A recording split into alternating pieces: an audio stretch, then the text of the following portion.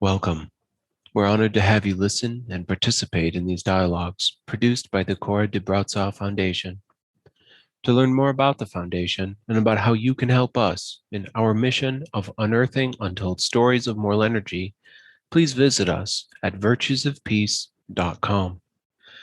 There you can access show archives, show resources, visit our Etsy shop, and support us with a donation.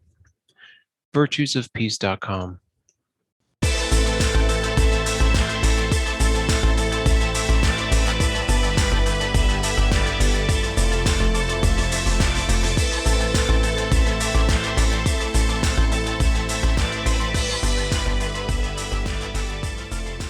Hello and welcome to Virtues of Peace. My name is Hope Elizabeth May, and I'm joined by Randy Olson, Riley Olson, no, they are not related, and our special guest, Hedvig Kovac, and who's joining us from London. Welcome, Hedvig.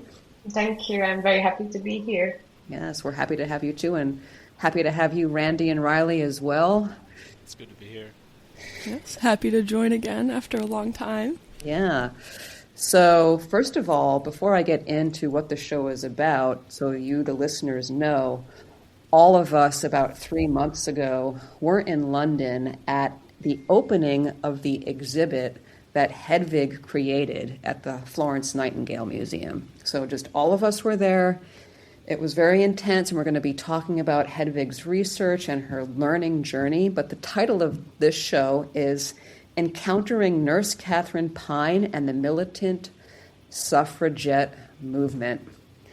And those words right there, we can unpack that without even getting into the description. But let me just read the description here. So it was on International Women's Day when the Florence Nightingale Museum in London launched a special exhibit on Nurse Catherine Pine. And this exhibit is still running, and it runs until October 4th, 2026. As I said, Hedvig created this exhibit, and she will be a graduate of Westminster University's master's program in museums, galleries, and contemporary culture. And as part of that degree, she was an intern at the Florence Nightingale Museum. It was Hedvig who researched and created what's called the In Focus exhibit on Nurse Catherine Pine. And we're going to be talking with Hedvig about her learning journey into what's called the militant suffrage movement. And behind the scenes, if you will, is this decision that we've talked about in another show. And that show is the show of April 21st, 2024. And this decision of Nurse Catherine Pine to bequeath, leave in her will, her last will and testament, her, quote, suffragette medal. And that's a whole nother show. So if you want that background, that's April 21st, 2024 show. You can access that on our show resources page, virtuesofpeace.com.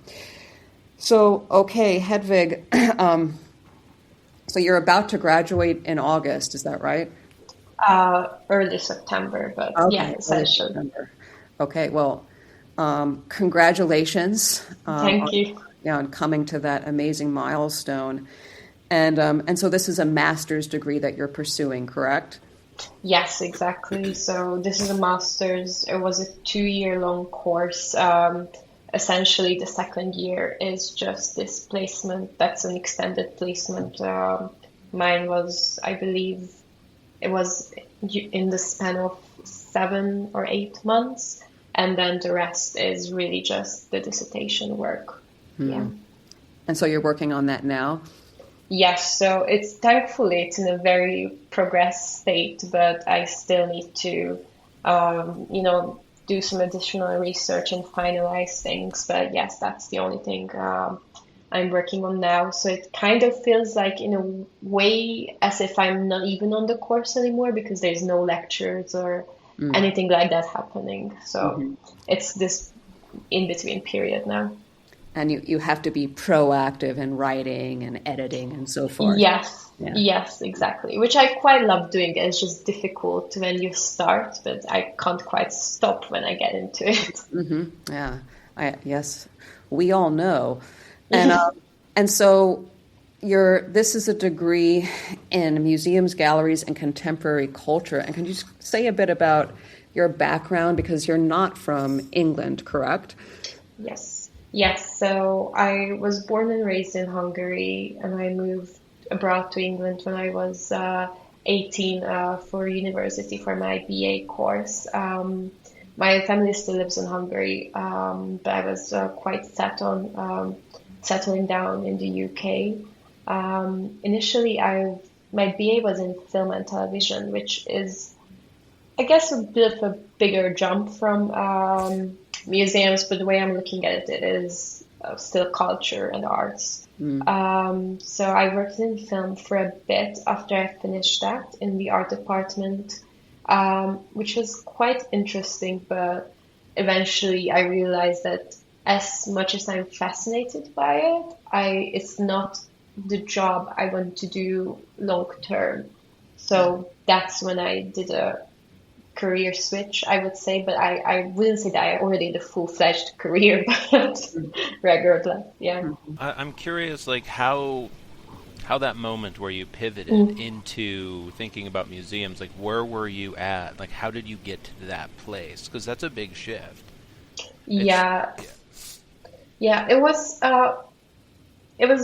difficult and easy at the same time, because I've had this very deep interest in museums and archives and galleries since forever. So that was something I've always sought out, I guess, in a hobby level. And of course, living in London is just it's everywhere. So I was very immersed in it. But I guess I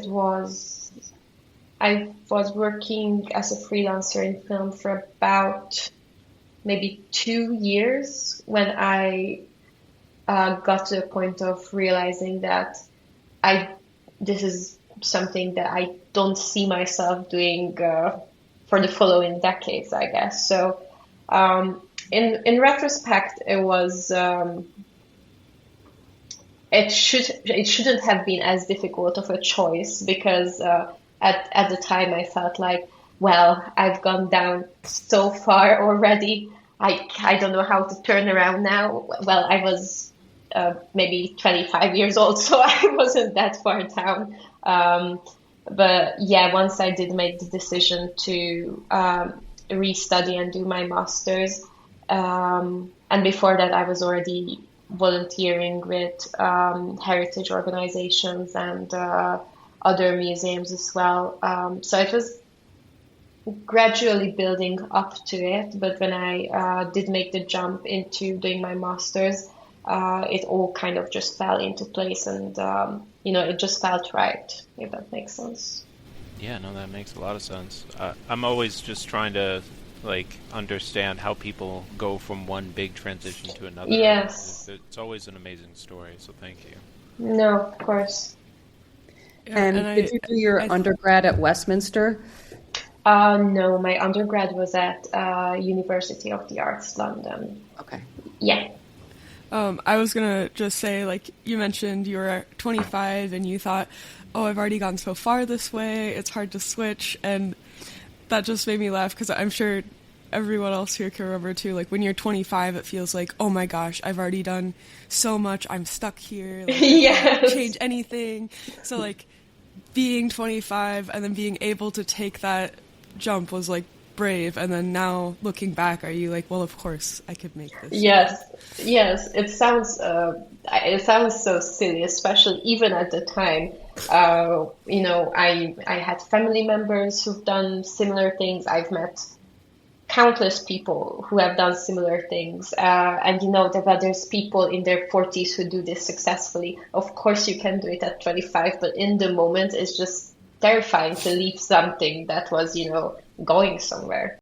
Well, yeah, so I guess the interesting next transition for me is about prior to the exhibit and prior to being involved with the Florence Nightingale Museum at all. What was your engagement looking like with the women's suffrage story? Was it something you had connected with before all this? What does that all look like? I had a very minimal connection to the suffrage movement, unfortunately. It was only after moving to the UK that I became more acutely aware of it. Of course, in my earlier education, we studied about it, but I think it's because it wasn't something that happened in our country. I think the educational system didn't focus on it too much. But when I came in the UK, it was just a very celebrated part of history. So that's where I became more engaged with it. But when I started working on the Nurse Pine project, I realized very quickly that, I barely knew anything about it. It has so many layers, and it's really fascinating. So, yeah, you created this exhibit as an intern, which you said was part of like the second year. There's this placement. Yes. And as I understand it, you had been to the museum before you were an intern. Yes. So can you talk about that move from student to intern? You wanted to go to the Florence Nightingale Museum. Can you just talk about that? Yes, of course. So, well, first of all, let me not take too much credit. So, Hannah, the amazing curator at the museum, I mean, she was in charge of everything. I did do the research, but it's really her who did, everything make fall into place. But yeah, I've been to the Florence Nightingale Museum before that, but it was in pre-COVID times, so it was quite a long time ago. But I really enjoyed it. But when I was looking for places to do my internship at, I really just wanted to. I wanted it to be a museum that's a smaller, independent museum, where I could get as much out of it as possible. Because other than the fact that larger institutions, the getting in there for work experience is a very convoluted process, if you can even do it. But I think it's just so much more immersive and so much more informative when you're in a smaller museum, and you can have a direct access to see everything. So yeah, and I knew that the Florence Nightingale Museum was of a similar size. So when I reached out to them, I was very, very happy that they got back to me and they were interested in talking about it. And so, why did you visit it in the first place before COVID? Back then, I believe it was when I was actually not even living in the UK. So I was here as a tourist, and it was one of those museums that we just wanted to see because Florence Nightingale, again, I knew of her from history, but it was one of those things that, again, it wasn't as heavily featured in my education as I know that it is for kids growing up in the UK. So I had more of knowledge of Florence Nightingale from, pop culture. Like, she was just someone that cropped up so much, and that's where majority of my information was of her. So I was very interested in finding out beyond that, if that makes sense. Mm-hmm. You've moved in like what I wanted to do as a student in like unbelievably lockstep fashion to like you lived out the ideal for me, and so I'm just like blown away like walking through it. I mean, I just, that's the thing, I just got extremely fortunate, and that is the takeaway I come to whenever I'm talking to anyone with, how things are going for me with my studies and such, is that obviously I put in the effort. I was retraining. I knew I wanted to do an internship because one of my close friends she works in fashion actually, but she went to Westminster and she's doing really well. And she also went this route of doing an extended placement, and she built up her network. So it's not all coming from me. I'm building up people around me that I see, if that makes sense. And then, just luck also factors a lot. I I mean, so you were volunteering at museums, like, so these are places that are very important to you just as a person. I'm curious, Yes. like as a is there a way of looking at it for you that's sacred? Because for me, when I think of libraries and museums, there's Mm. something about the way that they hold the past and they bring it to the present that is all the way at the root level, like connection. And I'm curious, like, it sounds like that's going on for you too. Could you speak to that at all? Yes, absolutely. I did have that feeling before this internship as well, but I just didn't understand, I guess, the level of just information and history that's held in the museums. And again, the Florence Nightingale Museum is comparatively a small museum, but when I was doing another bigger project at the museum for me, which was going through the unaccessioned objects, and there was so many nurses, personal letters, and such who trained at the Nightingale Training School. And obviously, I have to read it so I know what's in it. And it's just, you get so engrossed in these people's lives, and it's just really, it's just almost unimaginable to think how many stories are in these collections. And most of them, unfortunately, don't even see the light of day as far the public is concerned. So, like you mentioning all of the objects you were going through, were there like any particular collections of objects that like really spoke to you, or something that made you dive down like a rabbit hole, so to speak? There was one that well, actually, there was quite a few, but we had a collection, or like a large group of objects belonging to Leslie Graham, who was the first male nurse at the Nightingale Training School. And it was just incredible for so many reasons. First of all, he donated all of his relevant objects to the museum himself, but it was so meticulously categorized by himself when he gave it over to the museum that it was very much like Pine in the way that he knew how important this is, and he wanted it to be remembered for future generations. And you're reading his letters, and you're going through his career progression as well, and it's very odd because you get connected to them without ever knowing this person in real life. So because there was such a comprehensive collection of Leslie Graham's things that I've gone through, I've heard his story, I think really connected with. So are those objects then unaccessioned?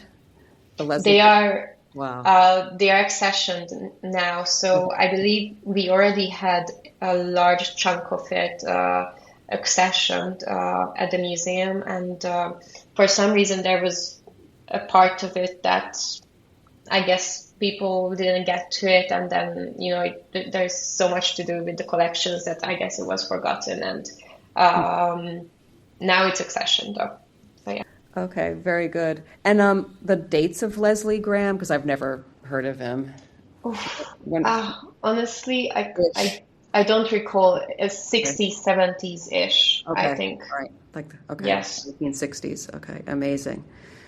So yeah, I mean, I'm interested because, as you said, like Pine, he's very intentional and aware of the educational power Yes. of his. So there's objects and letters. Yes, there's objects and letters. We have his scissors to cut bandages. We have, I believe, we have his badge. I might be wrong on that, but we have loads of letters and correspondences. Yeah. We've said, your last day at the museum was May 8th. Is that right? Your last Yes. day? Okay. Yes, that's correct. And you have since then been working on your papers and editing. And are you doing anything else besides that, or is that like the bulk of your existence now? Well, that was the bulk of my existence.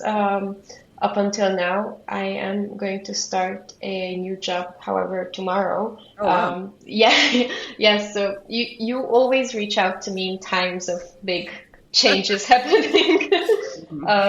But yeah, so that is why I was also so intent on getting all the assessments out of the way, because I did want to get a job ideally before I properly graduated, because otherwise, essentially, I'm just working on the dissertation and I can take a job on top of that.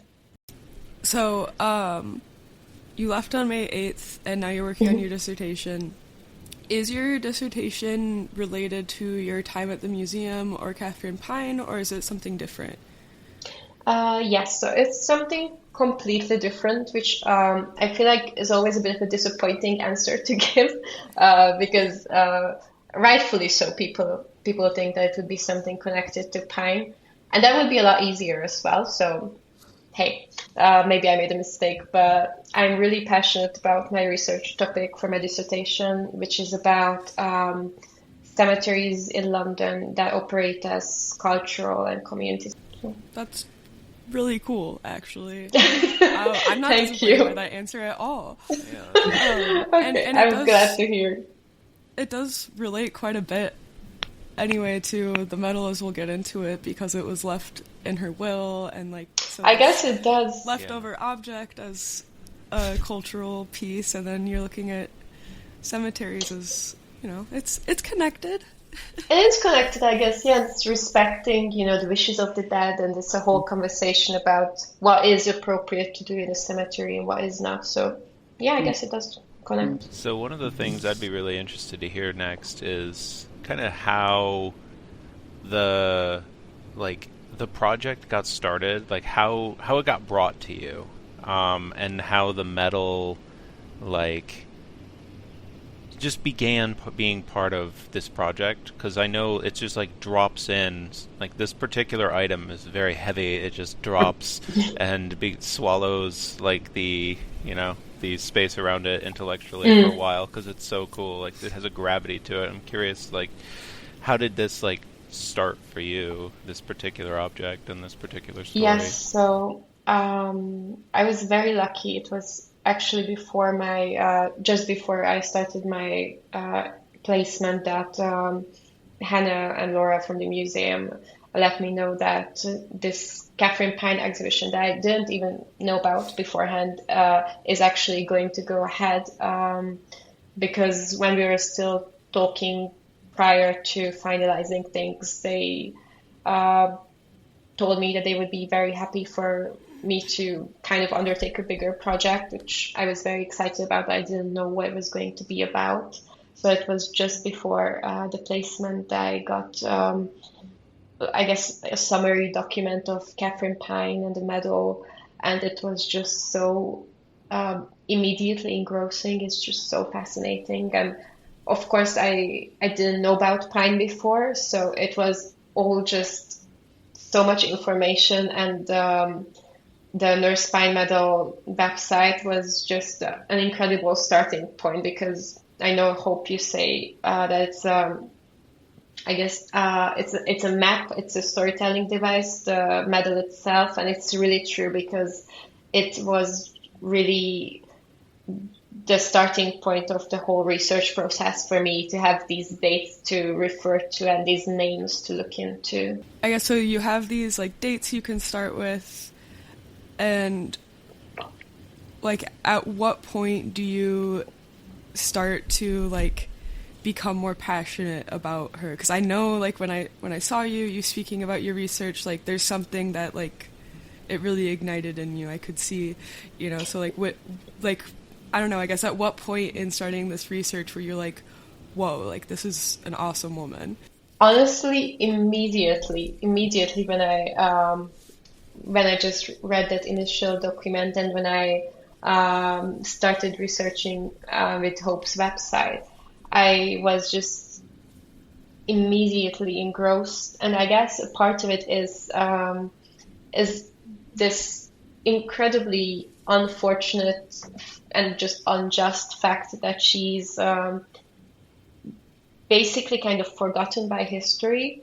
which I was thinking about it today, that maybe that's what she wanted it to be apart from the medal, because, she never wrote a book, as far as I know, or never intended to, and she really, I think, dropped out of public view after she separated from Pankhurst. So apart from the medal, maybe she didn't want to be focused on like the way the Pankhursts are, but yeah, that is why, because she's just so incredible. She was an entrepreneur basically with her nursing home with Gertrude Townend.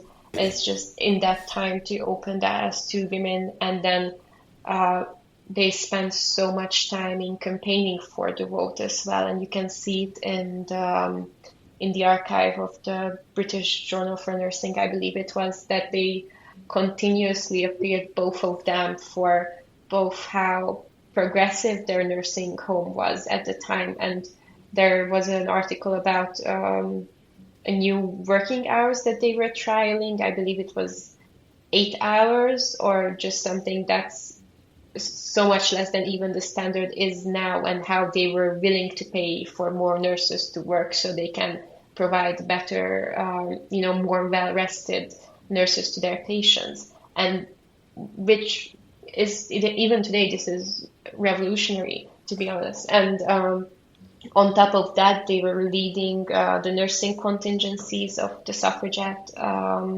marches, and it's just so much on their plate.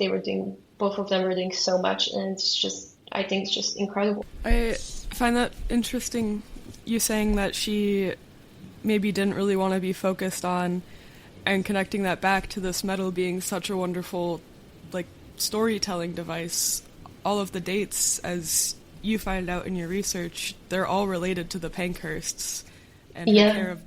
I do. When I was doing my research, after I've exhausted what can be found via the medal online, I immediately jumped to the autobiographies of the Pankhursts, and it was just really shocking that Pine was barely ever mentioned in them, and she was so integral to their life of that time. So I still don't quite know why that was. I do find that very odd. So I want to move over to talking about the exhibit a little bit. I had a couple interesting thoughts about it. I want to see what you think.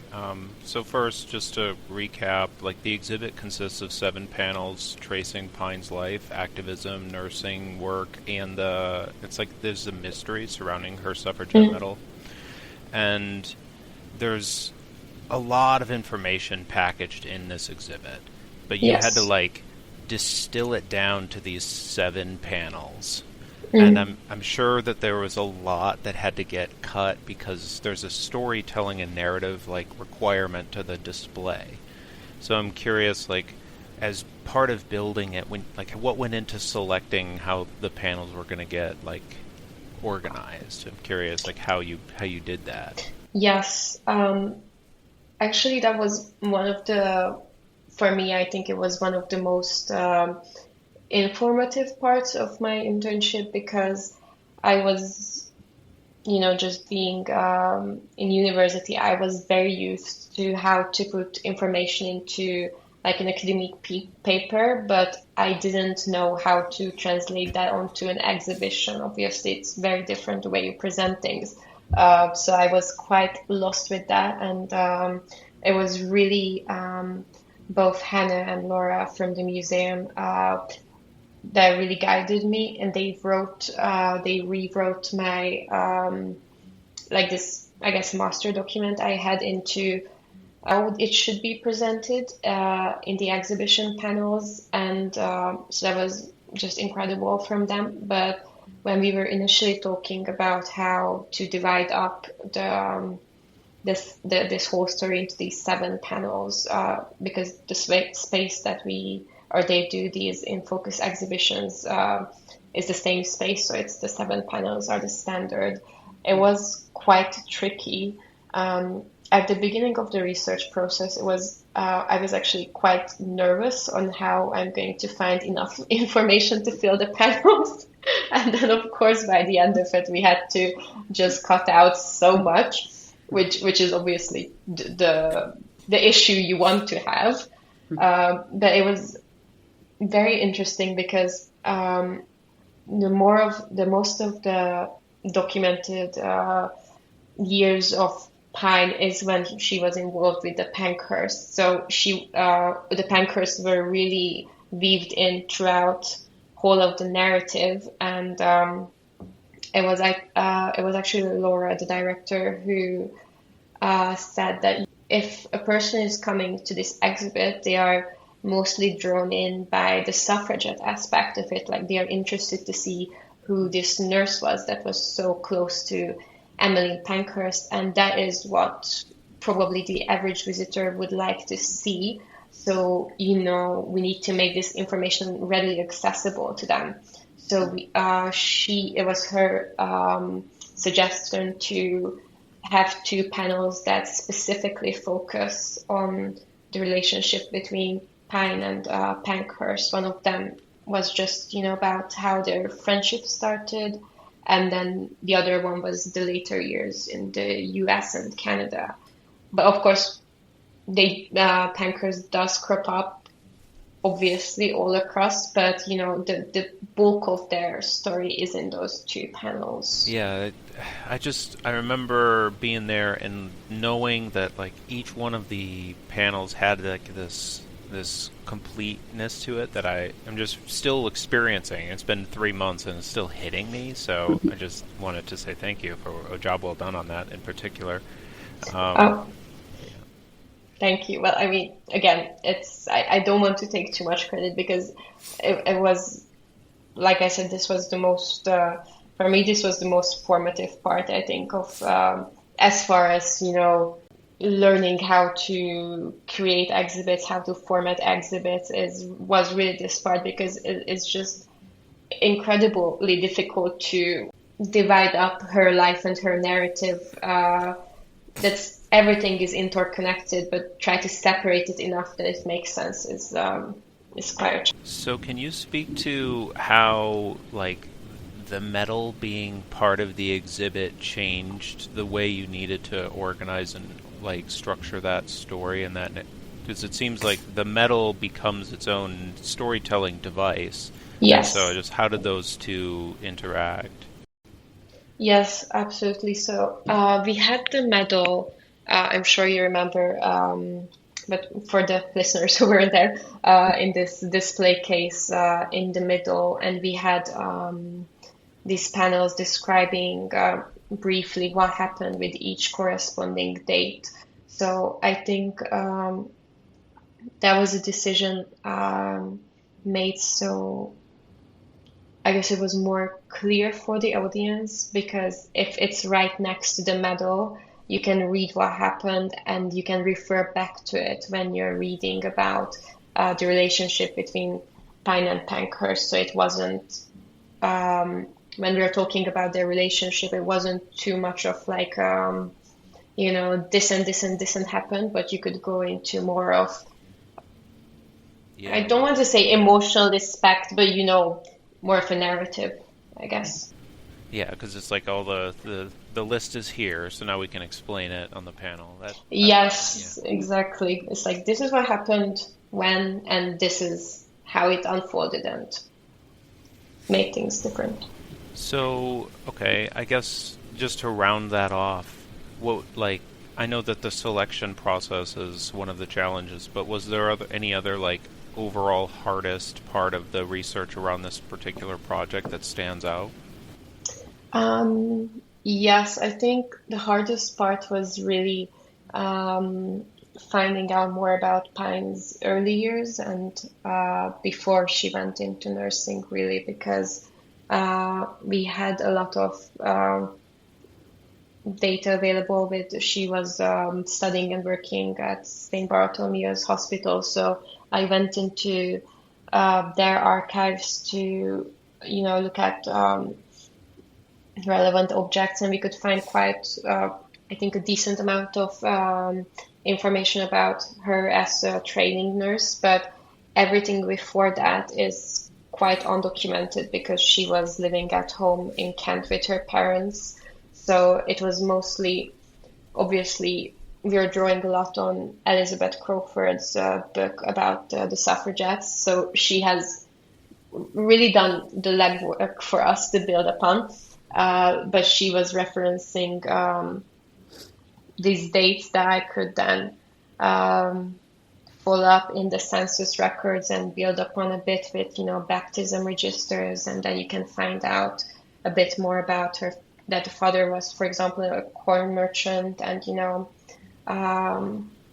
just more about their living situations when she was still at home. But that was the most difficult, and I do believe it's quite a short section in the exhibit as well, because there's just only so much we could extract from that. So given, just in following this thread of things that are like not part of the official like archival record, they don't make it into the books. We know Nurse Pine was acting as a caregiver, but there's also this political activism that shows up towards the end. Maybe there's more in the beginning that we don't know about. But I'm curious, like, does the combination of nursing and activism, does that surprise you? Does that, like, because when I first discovered these things coming together, I didn't really connect hunger strikes and political activism until this story. This is what brought them together. It's like, oh, this was a tool. And did you have a similar experience there? What did that look like? Yes, I was. I guess the aspect of her being a nurse and then being so involved with political activism, I guess about the rights for women, I guess it wasn't that surprising. What was more surprising is how much of how involved she was, because it's easy to say, yes, of course, I support, yes, we should get the vote, and then just not really do much about it.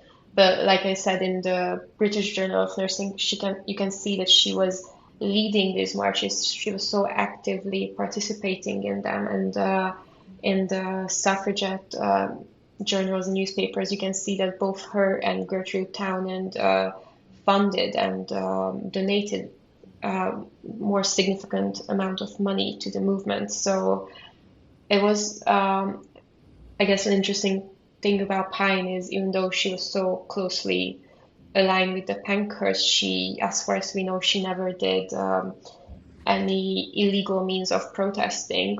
But even though she never stepped over that line, but she was so prominent in it, which I was, again, surprised from that standpoint of she was running this nursing home with Townend, and they just had so much on their plate, and still had the time to be so deeply involved, regardless of the Pankhurst, but just to show up to the marches is, I think, and lead them, the nurses, is just very, very impressive.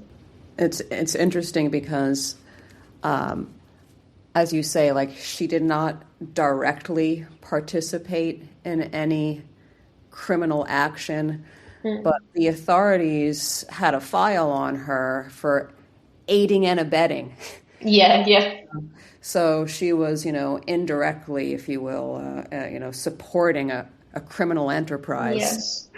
Yeah, I guess it's true. She was, that is not correct to say, actually, that she wasn't doing anything illegally, because she was helping Pankhurst evade police capture. I guess she was never caught and imprisoned for anything. They were looking at her. Yeah. But, they were looking at a lot of people, and they were, the Home Office was looking at, and they had a trial, but they were looking at the wider network and a conspiracy. Conspiracy, I think it was the Malicious Destruction of Property Act. I think that was the specific law that they were focused on.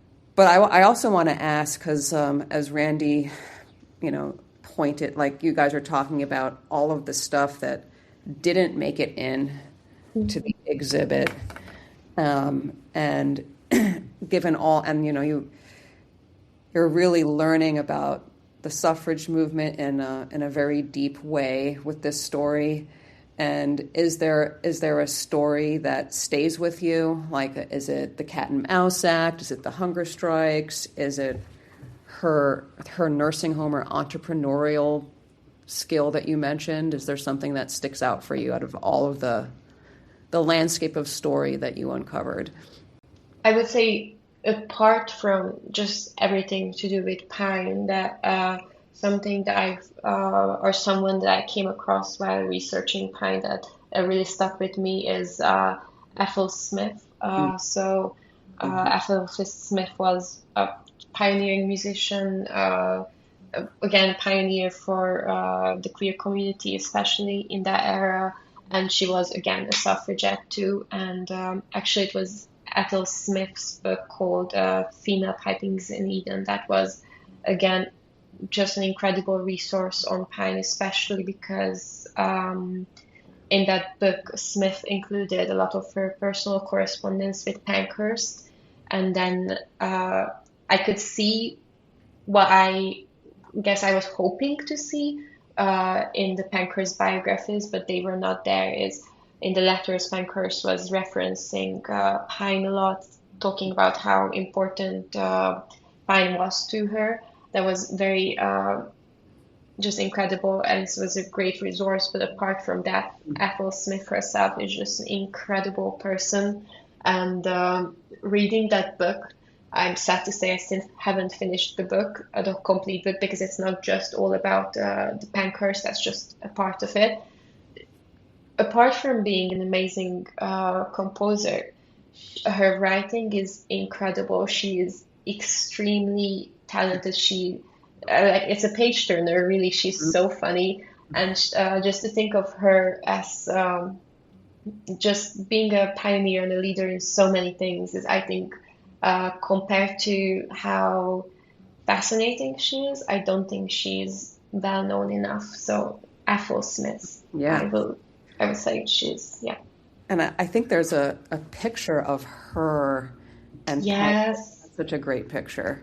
I love that picture. Yeah, it's when I think they wanted to arrest Pankhurst, and she was sitting on Ethel Smith's lap, and Pine is just in the background looking extremely furious. It's an incredible picture. Yes, and if you don't know who Ethel Smith, I've for some reason I have the name as Ethel Smythe. It might be. I might be wrong on that because my pronunciation can be. But she wrote March of the Women, which is like the theme song to the suffragette movement, if you will. And if you have seen Shoulder to Shoulder, which is the best miniseries from 1970 something, which is really hard to watch, but the theme song of that is the Ethel Smythe March of the Women. And yeah, I don't know that much about her, and I haven't read her autobiography. I'll definitely check it out. Thank you for the tip. You should. I think you would really, really enjoy it. She's, I mean, a bunch of my favorite resources, some of which actually didn't even make it to the exhibit, were from her book. She's just incredible. So I want to pull us back to thinking about objects and this exhibit, this medal, and just come at it from like a wide scope philosophical angle. I'm curious, like, what it is like in from where you're sitting. What is it about like symbolic objects as opposed to just ideas that just brings additional emotional force to a story? Yeah. Well, I think that's at the heart of why museums are just so incredible, is because I think to see an object, let alone hold it, like I was able to hold Pine's medal, it was just incredible. It just allows you to connect with this story and history that you know it's happened, but it's just when there is something physical that you can hold and look at and know that this object was there, this was a part of it, it was held by this and that person is, I guess it just makes it feel more real. Like it registers as more than a story. It registers as, as a fact, part of history. Yeah, just to follow up on, yeah, sure. To follow up on your answer to Randy's question about why is it that objects have this power, this emotional power? And I want to go back to what you said about Leslie Graham and his collection. And you said that it reminded you, of Pine's metal because it was like he was aware of the historical significance of his decisions and his property and so forth. And I think also, there's like this power of intentionality. Like for me, Pine's metal and that decision to be just thinking about the future so much and thinking about future generations and when we are not here. And like that, the act and the decision is almost like encoded into the object. And I think that like adds another layer of emotional power.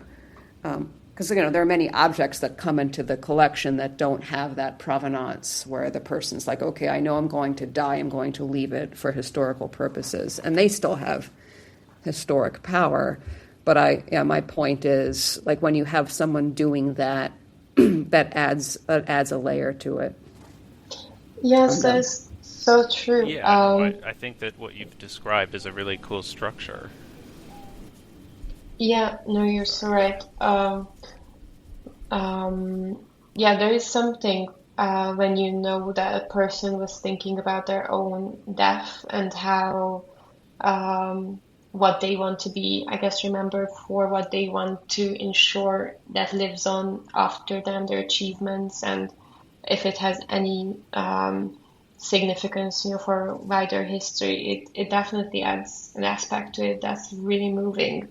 You're absolutely right. Yeah. I'm just curious, like, as you've been exposed to this story for, a better part of the last year, it's been in your mind space. When you start to look forward, what would you hope to happen with Catherine Pine's legacy, the medal, the exhibit, and how, it's going to wind down these panels? Like, what would you imagine best case scenario looking like with sharing this story in a different way? Or in a bigger way? What does that look like? That's very interesting. I personally just don't want this story to wind down ever.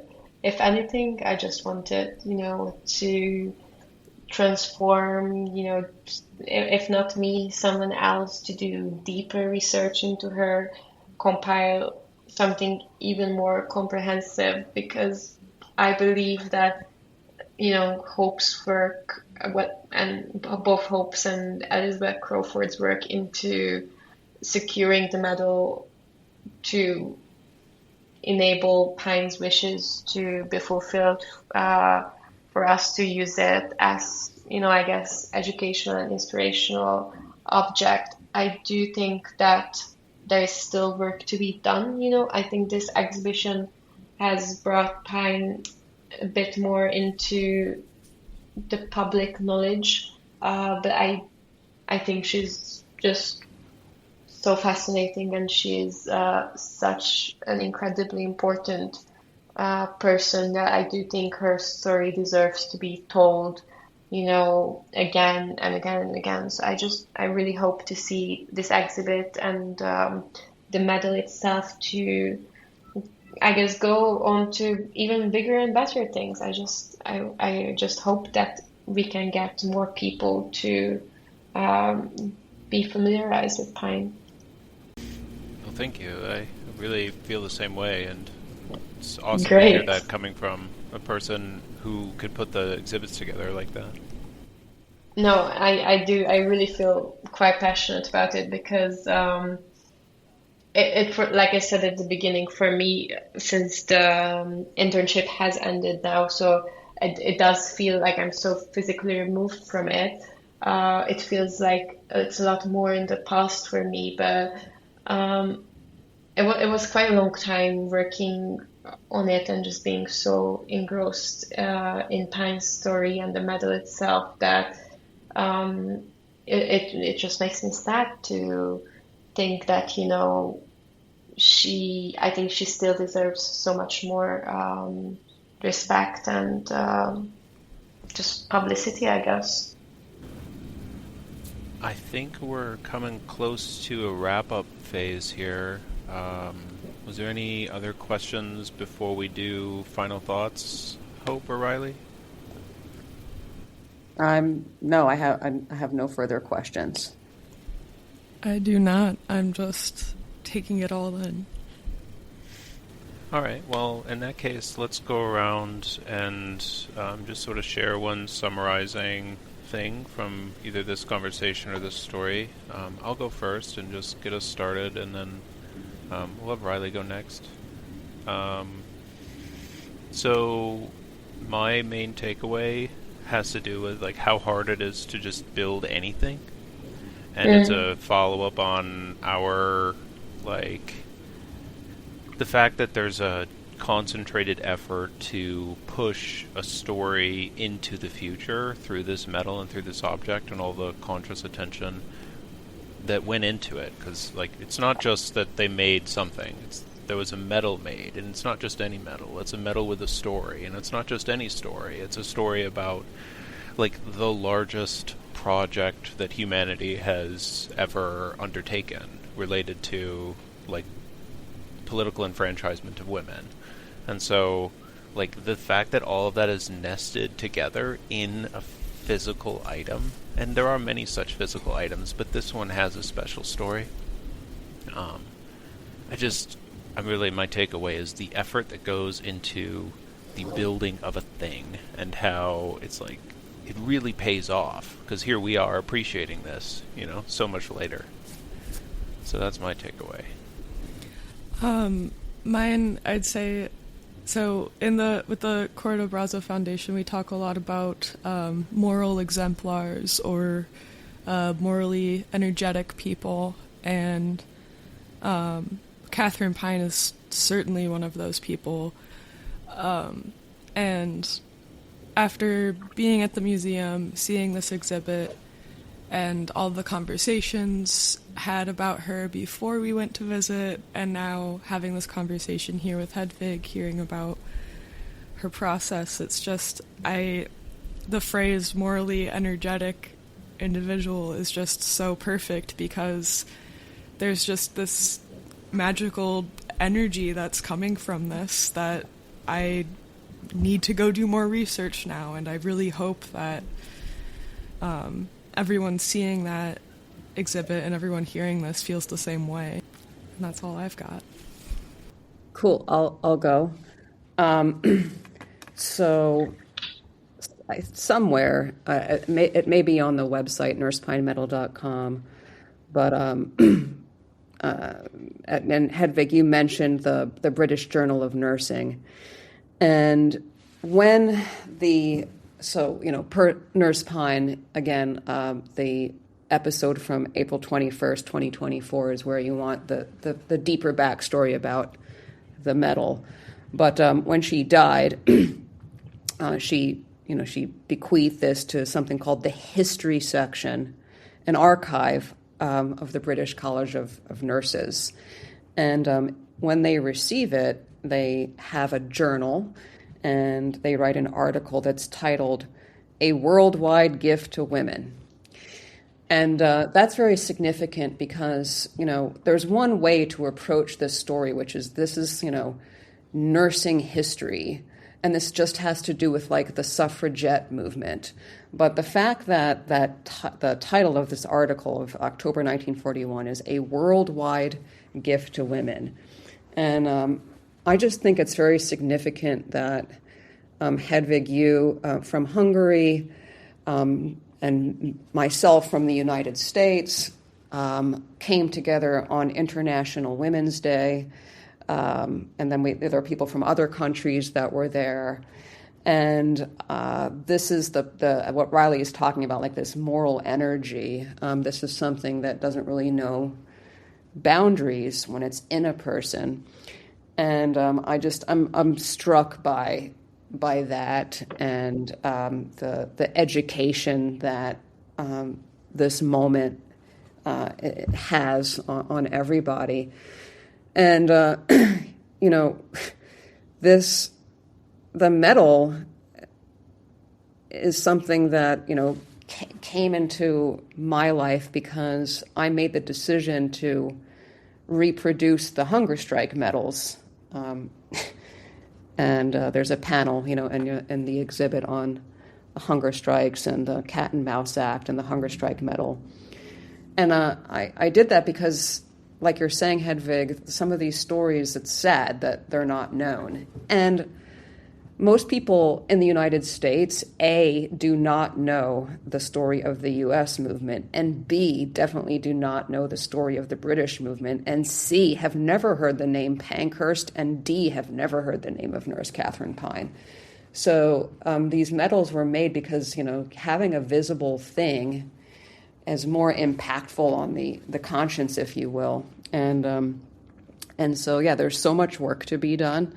And the other thing is, you know, this story also is very much intersecting with peace history, with World War I, and it's just what I call a meaty morsel.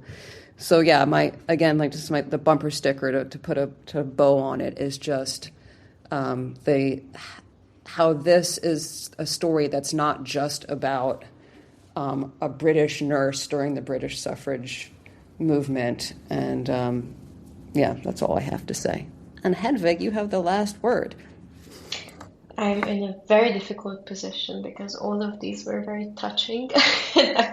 I'm not quite good with speaking concisely, as you might have noticed, but I think for me, the main takeaway is just how, and it might be an emotional takeaway, but it's really just how important it is, you know, to have people who have this strong empathy. I guess it really is what you're talking about, this moral guidance, to have for Pine to have the empathy, you know, to be involved in this movement, to be a nurse and then fight for women's rights, and then, you know, for us many years later to still have this empathy to see this woman who was just such an interesting figure and do so much work for future generations, really. And I think everyone involved in this project, both with your foundation and, you know, at the museum, it's just it was really possible because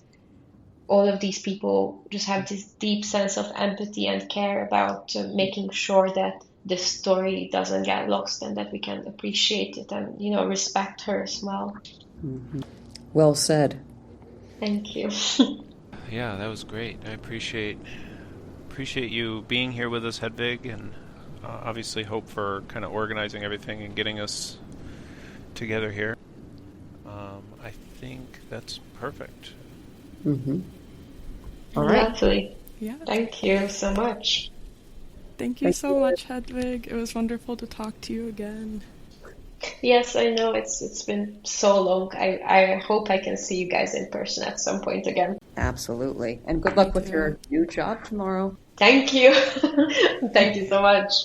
Yeah. All right. Thanks. You've been listening to Virtues of Peace. Thank you very much. Bye. Bye. Bye. Bye. Bye.